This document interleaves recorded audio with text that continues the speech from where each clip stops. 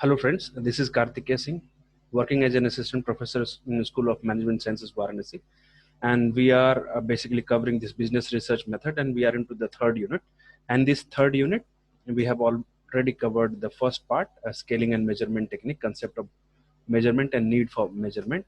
And we are going to cover in this lecture video, problems in measurement in management research, validity and reliability. Apart from covering this validity and reliability, we are also going to cover this validity, reliability, as well as practicality. Let's start with the problems in measurement and management research. The first point says,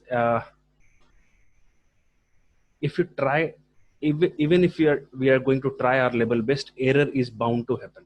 Means you cannot avoid error to take place in any kind of measurement. Measurement error is bound to happen. Only thing we can control up to the maximum extent.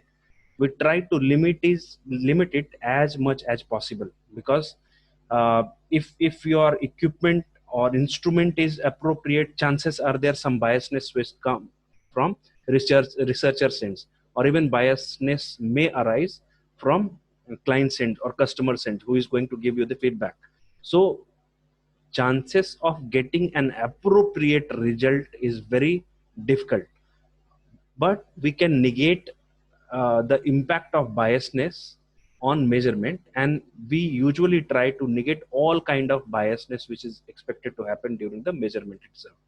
So the biggest problem is, even if we do more precise work, then also we are going to get error in research or error in measurement. Second point says, the ideal study should be designed and controlled for precise and unambiguous measurement of the variables. Idea of ideal study is that it is going to give you precise and unambiguous measurement of the variables. Whatever variables we are measuring, it is going to give us appropriate, precise and unambiguous, which is not having several meanings. So precise and unambiguous results are there. That particular study is going to be considered as ideal study. And third one is, most error is systematic, results from biasness, and this biasness may come from the client's end, means the respondent ends, or even from the researcher ends, who is going to gaze the research data in the market, and on the basis of that they may uh, put certain kind of biasness while fulfilling the research, or even taking those feedback from the customers. Some chances are there they may give some biasness from their own end, and on the other side some biasness may arise due to the response of the customers or respondents. So biasness is going to happen, and those biasness are considered as systematic biasness, while other kind of biasness is going to be considered as random, which occurs erratically. So the same the concept which I have already told is going to be dealt in this animation itself. So errors are bound to happen, but we try to limit it as much as we can. And this is the best part of the measurement. The entire process of measurement put focus to limit the errors by whichever means they try to, but they try to limit the error which is expected to happen during the research process. Second, researcher always try to control error to get the precision. They try their level best to get this precision through different controlled methods, which we will learn in the next part of these lecture videos. Error happens due to biasness.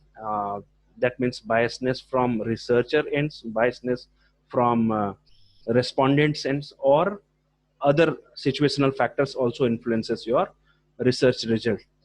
अगर हम हिंदी में बात करें इन्हीं चीजों को, तो अगर हम बहुत मेहनत करते हैं तो भी मेजरमेंट में एरर को निगेट नहीं किया सकता. Error is bound to happen. Error को आप मतलब लिमिट कर सकते हैं, कम कर सकते हैं, खत्म करने के बहुत कम चांसेस होते हैं. तो कोई भी रिसर्चर क्या चाहेगा, आइडियल और प्रिसाइज रिजल्ट और अनएम्बिगुअस रिजल्ट कैसे मिलेगा, कि वो कंट्रोल्ड वे में ऐसे रिसर्च किया जाए ताकि मेजरमेंट के थ्रू जो एरर्स आ रहे हैं उनको लिमिट किया जा सके. यही किसी भी रिसर्चर का एक बेसिक इंटेंशन होता है. और बोलते हैं कि रिसर्च में एरर या तो सिस्टमेटिक होता है या रैंडम होता है। तो सिस्टमेटिक बायसनेस के थ्रू आता है, बायसनेस रिसर्चर के एंड से बायसनेस हो गया, या फिर आपके रिस्पोंडेंट के एंड से बायसनेस हो गया। वहीं दूसरी तरफ से जितने रैंडम एरर्स होते हैं वो सब इरेटिकली, मतलब सिचुएशनल फैक्टर्स के थ्रू दूसरे एरर्स पैदा किए जाते हैं। इनको अगर आप सैंपल साइज बढ़ा घटा के भी इनको कंट्रोल कर सकते हो। तो इस स्लाइड में इतना ही, नेक्स्ट स्लाइड पे चलते हैं। Sources of errors, and we are still into this problem in measurement in management research. Sources of error: first one is respondents, second one is the situational factor, third one is the measurer, and the fourth one is the instrument itself. So let's start and cover it one by one. How sources of error arises due to respondents? In most of the cases, if respondent are not aware of the situation, they are not aware of the subject matter, they usually try to make a guess without having knowledge of the particular subject matter. So they usually assume certain things, like for example, I haven't used Bajaj bike, but if somebody asks me, give feedback about the services provided by the Bajaj bike, though I am using Honda bike. So if I'm using Honda bike, on my guess I'm going to give feedback about the Bajaj bike.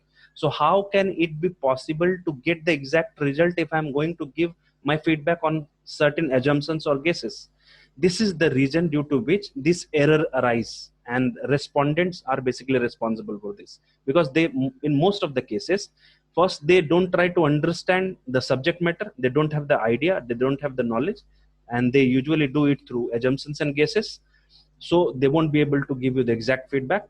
Second one is situational factor. In situational factor, fear of anonymity, the most important thing. Like, I'm a taxpayer and I have several sources of income, but I don't want to discuss it in terms of any research feedback form, or even even if I'm going to discuss it with some researcher, I'm going to not disclose all those things which I am expecting not to go into the public domain, because I may come under threat. So in most of the cases, respondent also fear of their anonymity. Means whatever information they are going to share with the researcher, chances are there they may be it may be shared in the market, and at the end they'll put themselves in trouble. So they usually avoid giving this kind of informations. Like, take for an example, my salary is suppose 5 lakhs, and through other sources I'm getting another 5 lakhs. So my tax liability would be on 10 lakhs, but I'm not disclosing my other income of 5 lakh, which may come from some other sources. I'm just disclosing 5 lakh. So in a research question, if I am being asked to respond to the question, what is your what is your annual income, so I'm going to tell 5 lakhs. And I'll prefer to hide another 5 lakh, because after disclosing extra income of 5 lakh, chances are there my tax liability would go up.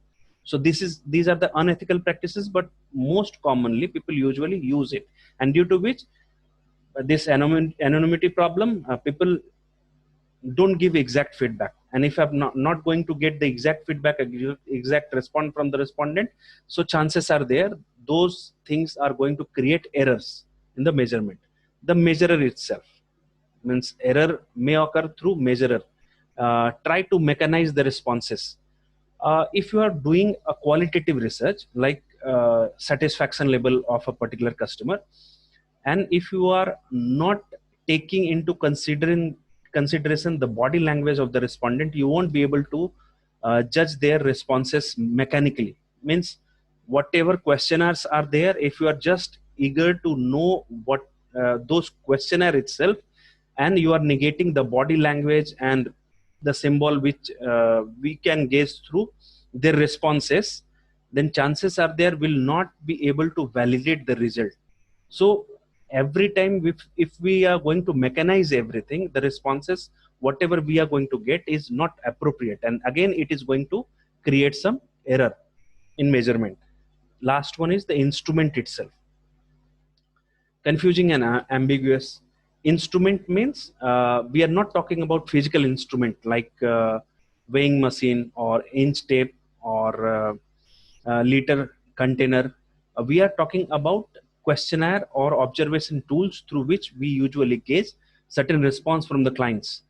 So if we are considering a questionnaire as an instrument to collect that data, and that questionnaire is confusing and ambiguous, how can a client or respondent is give you the best feedback or give you the best result?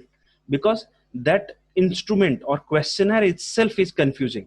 So on the basis of that confusing instrument, chances are there we may get error in our measurement and we won't be able to give the exact research result.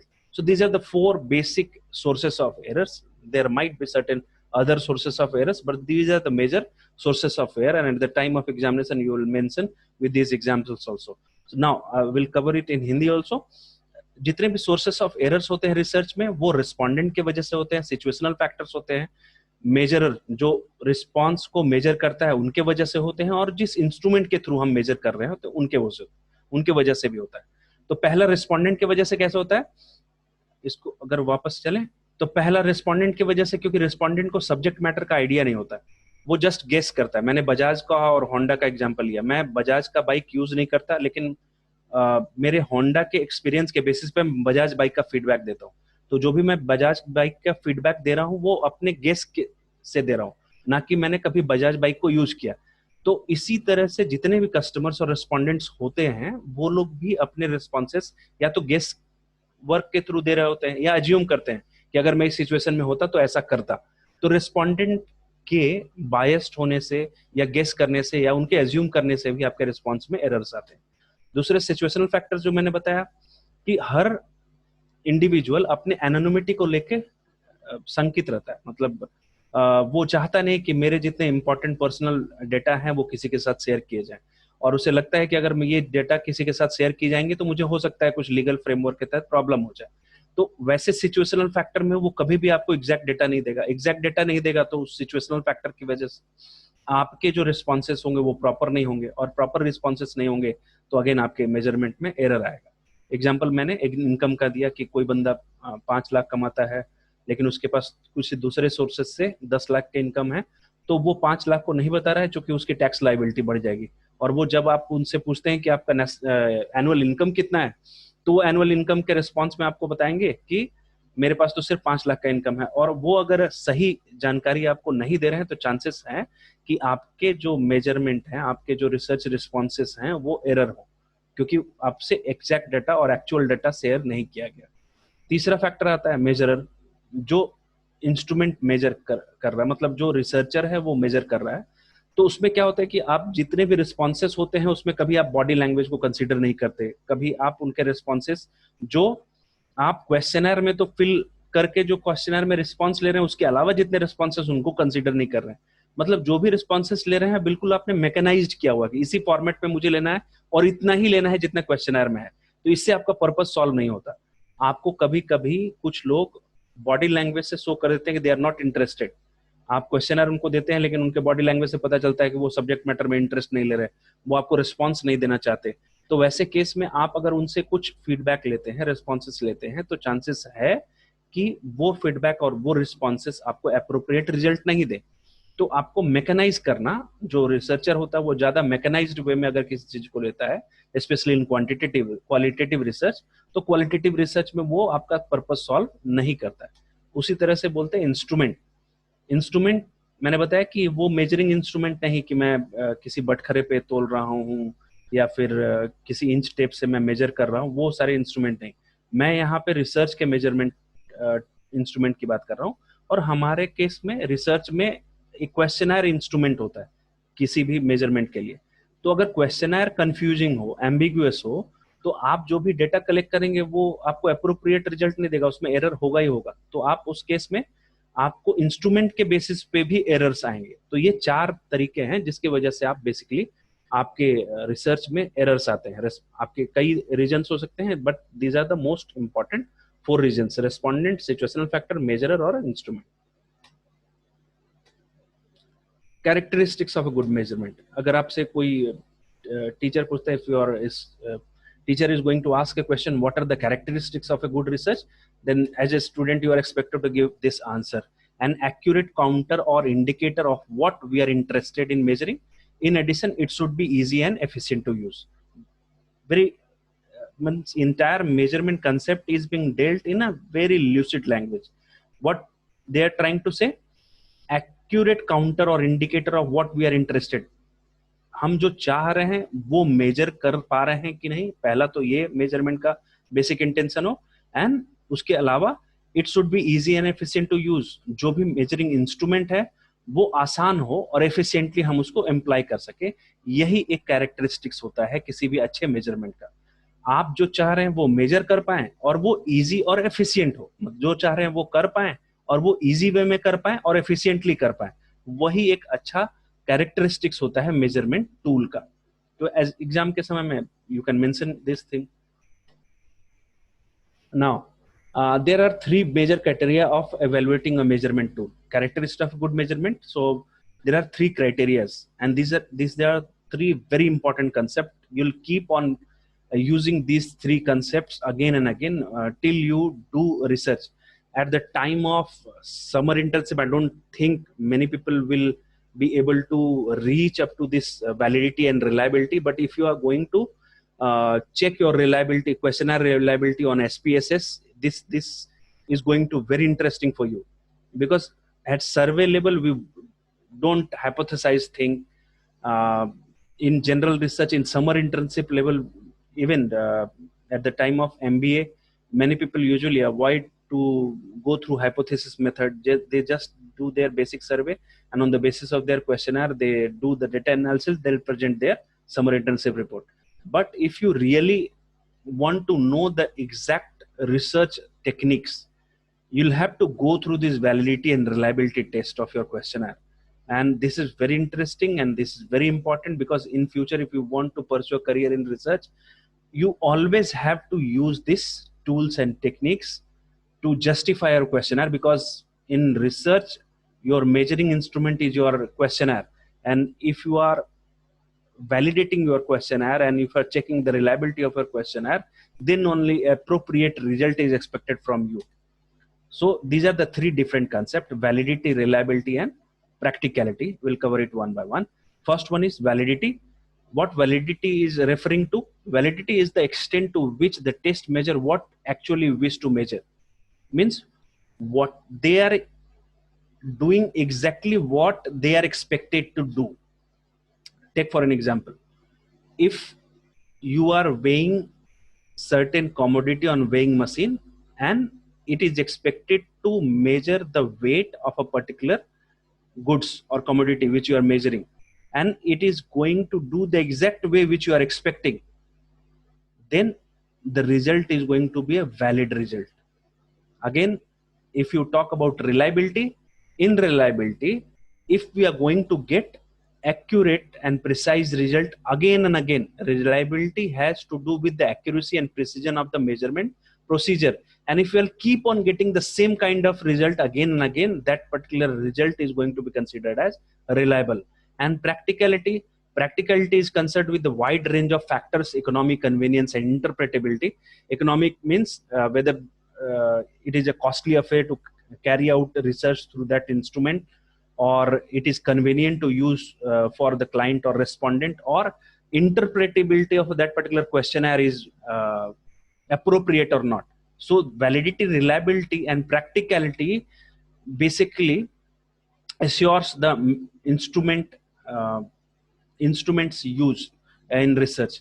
So first validity बोलती है कि validity का basic concept अगर हिंदी में समझाया जाए तो validity बोलता है कि आप जो एक्सपेक्ट कर रहे हैं वही वो इंस्ट्रूमेंट मेजर करके आपको दे, आपके जो एक्सपेक्टेशन है वही एक्सपेक्टेशन वो मेजर करके दे, एग्जैक्टली उसी वे में दे जिस वे में आप चाह रहे हैं, तो वो वैलिड रिजल्ट बोला जाएगा।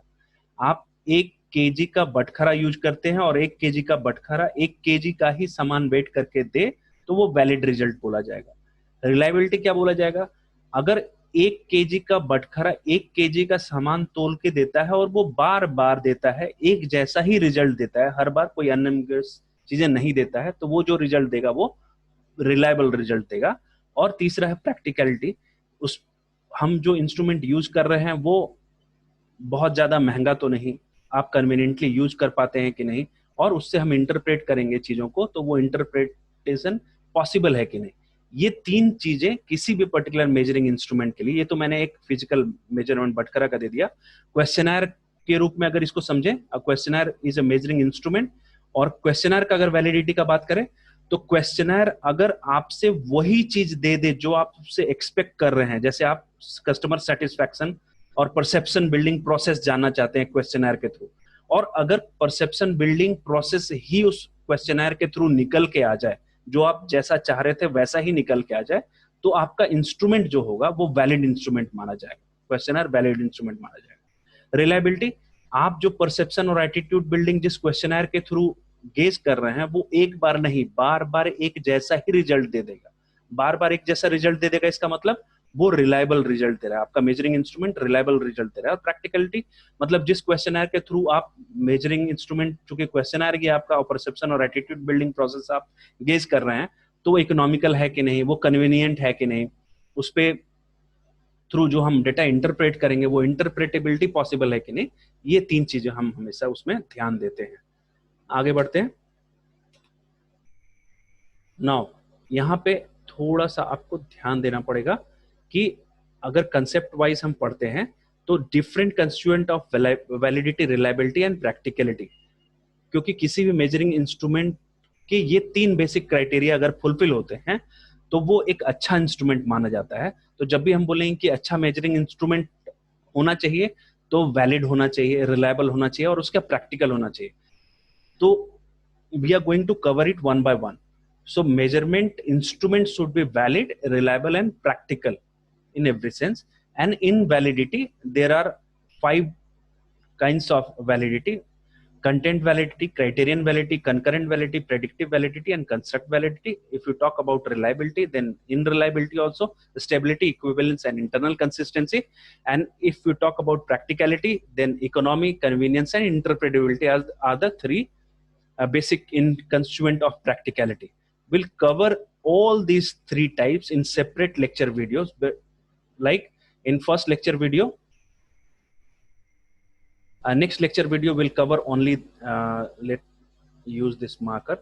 In next lecture video we'll cover validity and its type. In the next lecture video, reliability and its type. And after that, in next lecture video we are going to cover this practicality and its different constituent in upcoming lecture videos. So 3 lecture videos would be there on basis of validity, reliability and practicality.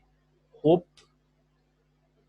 let's I think up to this, otherwise we are going to stop here because it will increase the length of the video and it will be a difficult task to upload on YouTube. So I'm stopping it here. Thank you for watching.